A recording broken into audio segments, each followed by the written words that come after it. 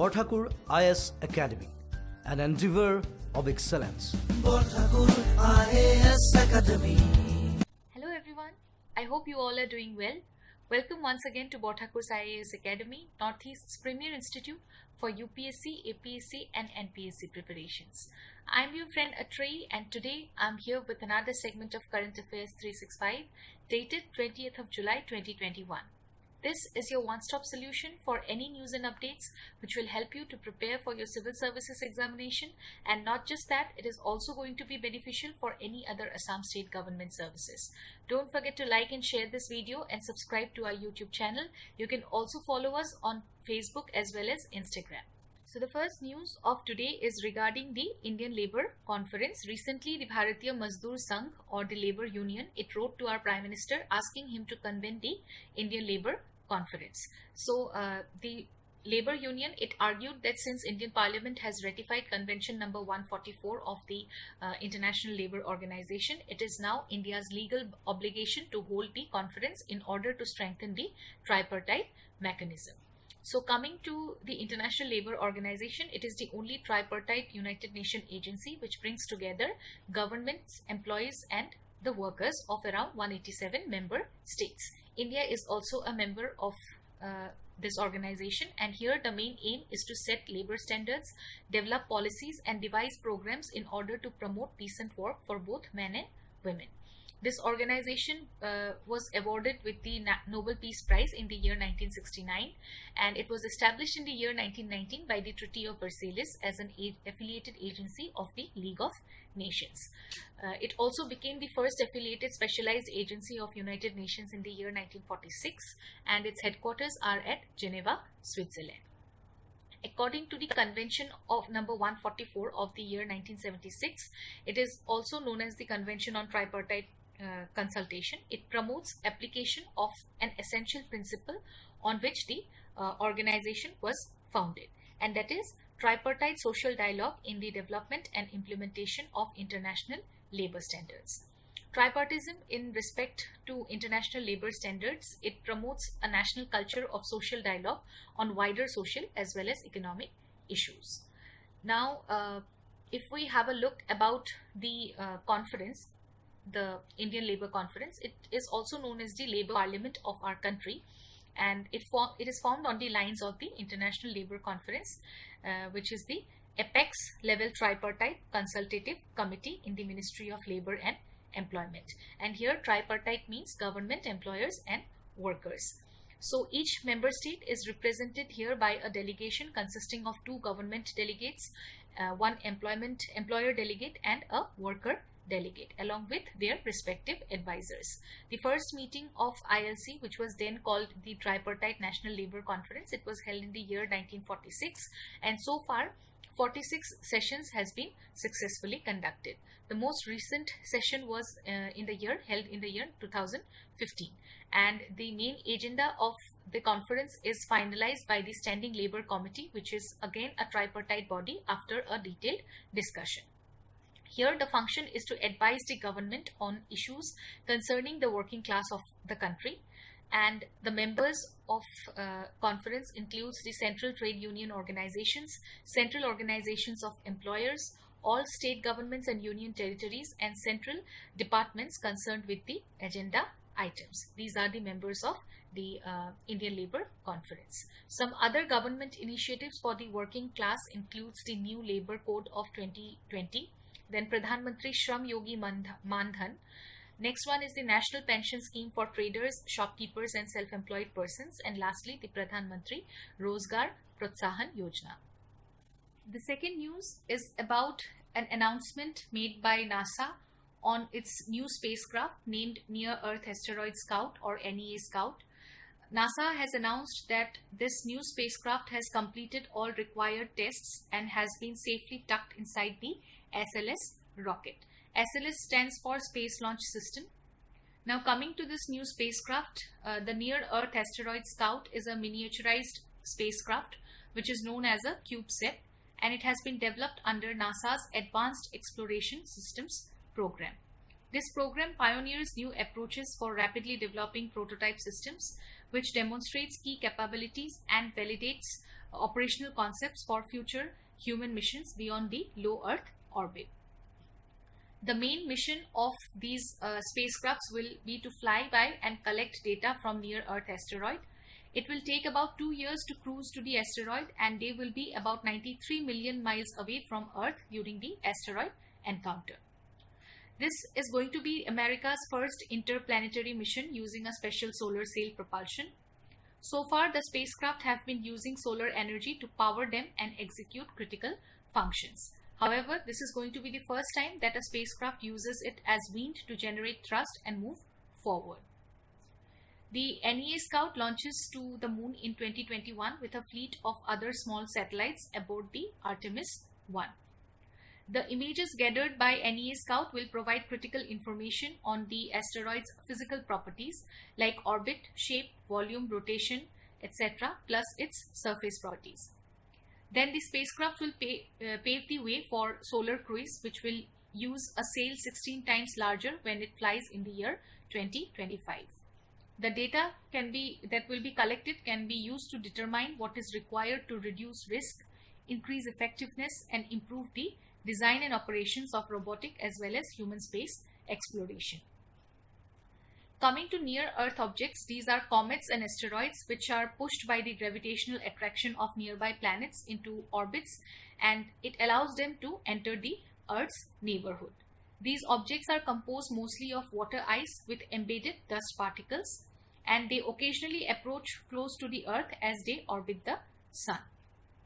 Asteroids, we all know, these are rocky objects that orbit the Sun, which are much smaller than planets, and they are also sometimes called minor planets. And they are mainly divided into three classes. First are those which are found in the main asteroid belt between Mars and Jupiter. The second group is that of the Trojans, which are asteroids that share an orbit with a larger planet. And the third class is this near-Earth asteroids, which have orbits that pass close to the Earth.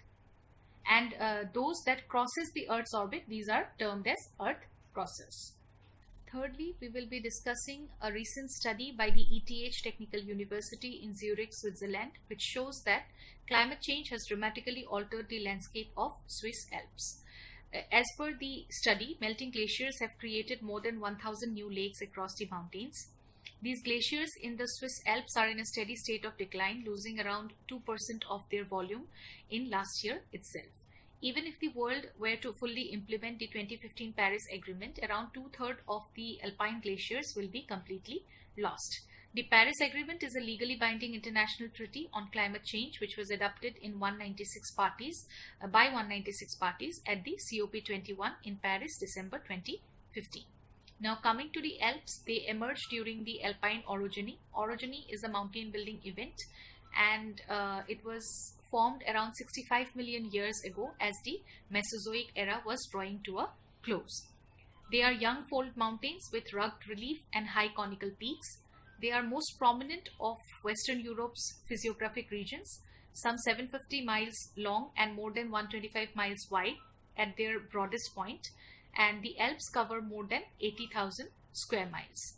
They extend from the subtropical Mediterranean coast near France to Lake Geneva before trending east-northeast to Vienna, Austria. There they touch the Danube River and meld with the adjacent plain. And because of the arc-like structure of the Alps, it separates the marine west coast climate of Europe from the Mediterranean areas of France, Italy and the Balkan region. Coming to the important peaks of Alps, it includes Mont Blanc, which is the highest peak in the Alps and in Europe. It is located in the Grarian Alps and lies between France, Switzerland and Italy. Then comes Monte Rosa. It is a massive compact group of mountains consisting of several peaks.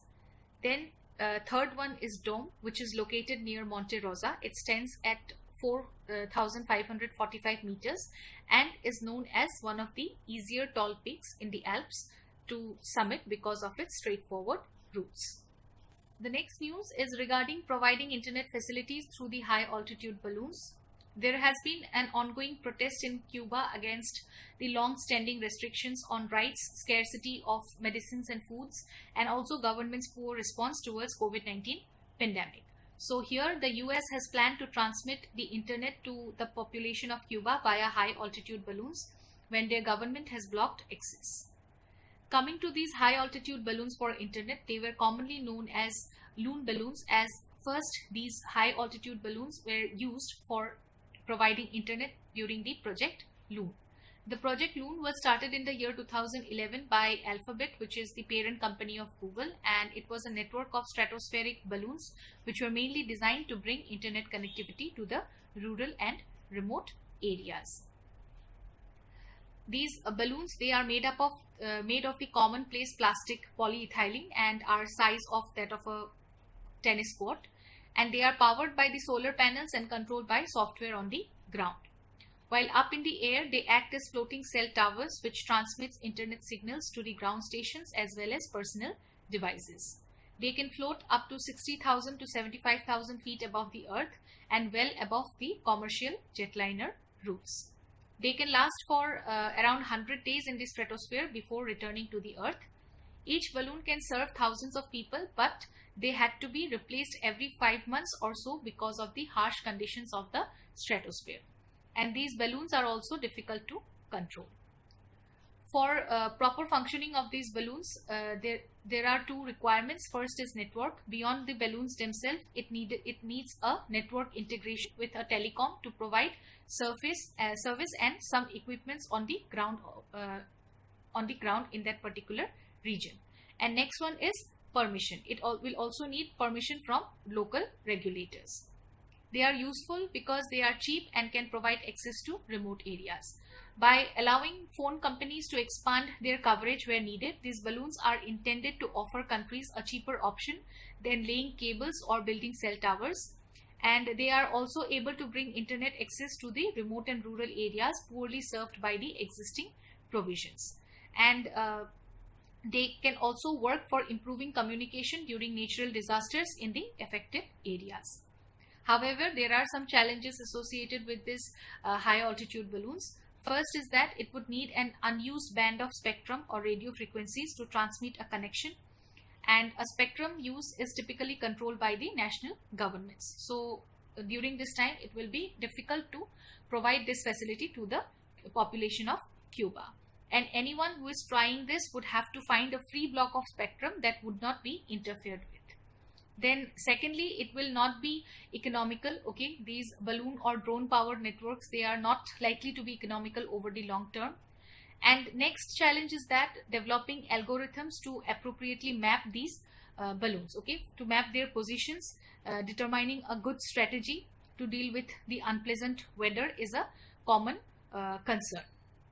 Then another problem is the addressing of relying on the non-renewable resources for these balloons. So these are some of the challenges which are associated with it, but otherwise it can be a good alternative to provide cheaper internet connections in the remote areas of any country. And with this, we have come to an end of today's session. I hope it is going to be useful for you all. Thank you so much for watching this video. Please like and share and subscribe to our YouTube channel. I'll see you all again tomorrow with another segment of Current Affairs 365 only on Borthakur's IAS Academy, Northeast's premier institute for UPSC, APSC and NPSC preparations. Till then, take care, keep learning. Bye-bye. Borthakur IAS Academy. प्रस्तुति और अध्ययनर निर्भरयोग्य ठिकाना Borthakur IAS Academy.